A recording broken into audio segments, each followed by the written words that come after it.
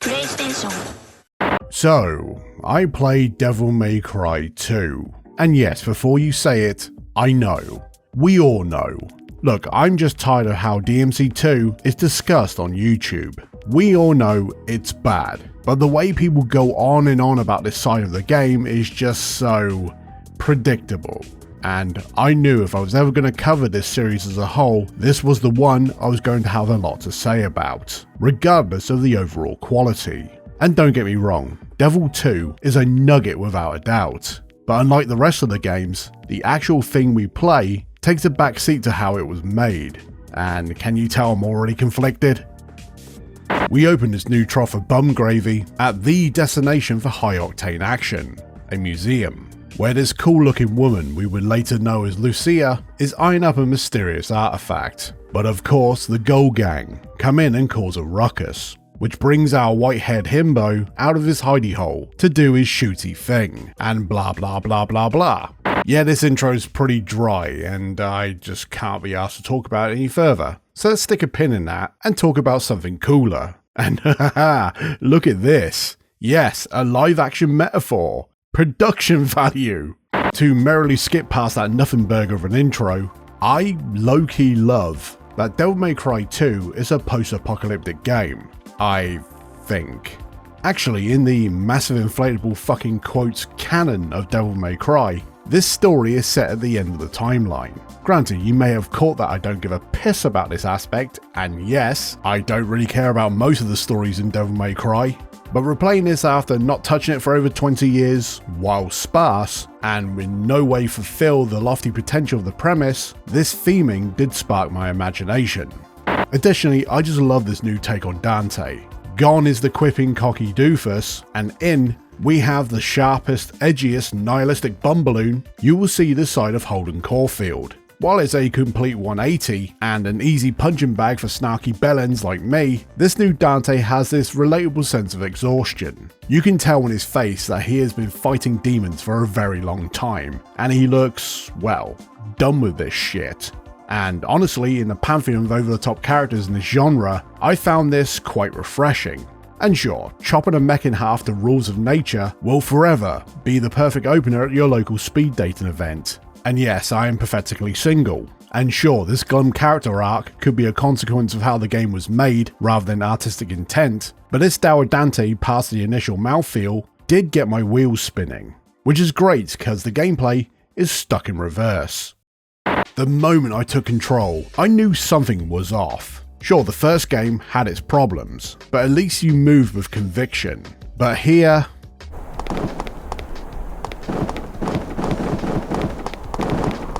yeah, every time you touch the analog stick, it makes that sound. It is quite annoying. And no, this isn't a thing with the HD collection, which is the version I'm playing for this video. No, it does this on PS2 and the later port on the Nintendo Switch, which is basically the HDC sliced into free and shoved onto the eShop as 3 separate purchases. And I thought the hentai name slop was the biggest robbery in games right now. Anyway, whatever cut you play, they all have this glitch. Okay, I don't know if this is a glitch, but this is the only way I can explain it. Okay, a better example. One of Dante's special moves, the Stinger, is, well, annoying in its own right, but it's a move to close the gap on your foes. It's also used to apply pressure on your target and stagger them for a follow-up beatdown. Or because it's so easy to pull off in these games, you end up constantly knocking them back, meaning this loop never fucking ends. And while I have my gripes, it is a move that keeps up the pace, and is a staple of Dante's arsenal. And here's the Stinger from Devil May Cry 2. Yeah, we went from a greased up gopher to a Snorlax with gout. And it's not just this move, this reaction to the gameplay is towards the combat in general. And yes, I know I'm avoiding a trunked animal in this gothic town, and seriously this twat is going to look like a Cenobite when I'm done with it, but fuck me, there is something to be said about how the reason why we play these games is so compromised. But to give DMC2 credit, some of the gameplay niggles from the first game have been fixed, like being able to shoot freely without locking on, with the added flair of being able to fire at multiple targets at once, which is cool, if honestly kinda pointless. but the melee combat, while it does decent damage, feels so lethargic, with most of your attacks whiffing due to the enemies moving quicker than your swings, coupled with the majority of the demons you face in this game being airborne, and the only way to kill them is to spam your guns over and over and over. And yeah, this is a huge step down. And to some, this was a grand portrayal of what the series holds dear and blah blah blah blah blah, who cares. To me, reactionary bollocks aside, I kinda love this aspect. You see, one of my favourite games this era was Gungrave, a gloriously dumb meat-headed shooter that was as stylish as it was basic. Basically this and later games like Earth Defense Force, Dirge of Cerberus and Bullet Witch turned what was essentially you hitting the fire button for hours on end into a spectacle. And I get why this might be a turn off for some, but for me, this is so up my alley you could place a bum insertion joke here. And in DMC2, there is just something about the feedback that makes it compelling. Especially the gunfire, which sounds so fucking crunchy. And also that cool spinning die thing, while once again, superfluous, it just reeks that early 2000 Guns Akimbo shit I gushed about in my video on Stranglehold. And yeah, while the cope is in full effect here, this to me scratches that same itch. This isn't just a meat-headed shooter, it's a whole meat processing plant. Okay, would I prefer this sequel if it wasn't like this? Of course. But sometimes for me, it's all about the base pleasures. Give me Serious Sam or give me death. Okay, let's pull away from this like the vastly improved camera, and I have to say, this is a gorgeous looking game. And I know I praised the Eurogoth vibes in the first, but this is turbo Eurogoth. And while the handful of inhabitants in this world have French accents, especially Lucia, who we get to play in her own campaign, once again, stick another one in the elephant. The fuck am I doing? This world is a collage of Spanish, Eastern Euro, and Asian architecture. Also, for a game that came out in 2003, this feels so nu metal. Which sounds like a diss, but no. It just reminded me of all the bands that were using Eurasian flavoured stuff on their album covers at the time. And while some aged worse than others, also shout out to the Tribal Tramp Stamps and the GBAs, there was something moody about this era of graphic art, if you can get past the whitewashy bullshit. And Devil 2 taps into this nicely. From the menus to the transitions at the end of levels, and to the cutscenes, everything drips with style. Even the nonsensical warblings, I will nicely call poetry at the start of each chapter, have that emo kid posting their heart out online vibe. And while cheesy, this posturing gives this game that DMC drama I adore. And it's just a fun game to look at, and you could say its pretentiousness is its substance. Okay, I'm distracting myself here, cause the actual story of Devil May Cry 2 is the drizzling shit.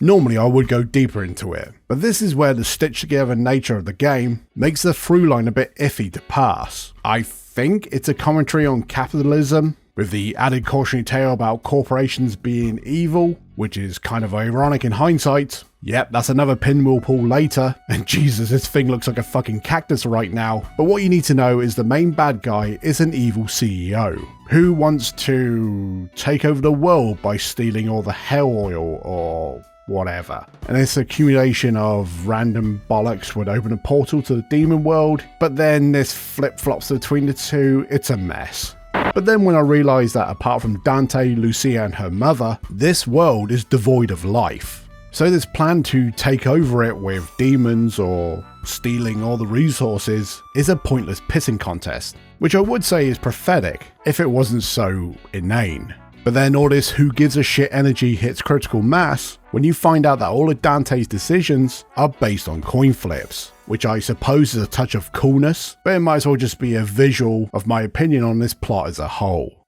Okay, I think I'm ready to dive into the nitty gritty on why DMC2 is what it is. Yeah, I know, it's boring time, so grit your teeth and let's get through this shit. Now, this is a bit of a journey for me, as I tried to screw down on why DMC2 is like this. But honestly, I wasted a couple of days trying to find every morsel of info, and for all this painstaking work, the main reason why Devil May Cry 2 is so balky is due to money. While Capcom at the time was putting out a ton of games, the reason why this was rushed to market was due to a line on a bar chart not going up. Okay, there's more, but once again the people will go into my videos and drop a "games are not what they used to be" comment, and games weren't all about the financial dramas. Well, my friend, that's a load of bullshit. This is why modern AAA games are far more risk averse now than they ever was. I mean, no company in this era of game is going to put out a God Hand, a Chaos Legion, or Manhunt, are they? Nah, we need our third-person action games like Dynasty Warriors, Ratchet & Clank, Earth Defense Force, God of War, and Gungrave. What year is this again? Sorry, that was a tangent, and appropriate, because the chaotic nature within Capcom at this time certainly didn't help. Which, according to Hideki Kamiya, you know, the guy who spearheaded the original, and later on be considered as one progenitors of this entire genre, wasn't even aware that a sequel to his original game was in production. Hell, Devil 2 was already in production before the first one even shipped. And in a way, that's very Capcom. I mean, they have coasted on sequels to their franchises for decades, with some of them having more keywords strapped to it like a t-shirt cannon filled with dictionaries. The problem is, without knowing what the players liked about the first game, to then improve on it with a sequel, the team put in place was basically working with a blank canvas, meaning most of the work done before they could act on feedback was a low-hanging fruit. But what made this boondoggle even more spicy is that the team who was tasked to make this follow-up were mostly from Capcom's arcade division, who, in the wake of the PlayStation 2's success and the flagging numbers of the coin-op industry, Capcom shifted their weight to lean heavily on the home market. So with a year of dev time with only a few things to show for it, the brass was starting to get cold feet. And 6 months before release, they ejected the unnamed director of the project, and yes, my money is on David Cage, and Hideki Itsuno was drafted to steer this boat. While he was another arcade stalwart, who would later front the series as a whole, as well as games like Dragon's Dogma, he basically had the unenviable position to take what they had and tell the rest of the team to work on shit like the melee combat, which in that whole year of development time was barely touched.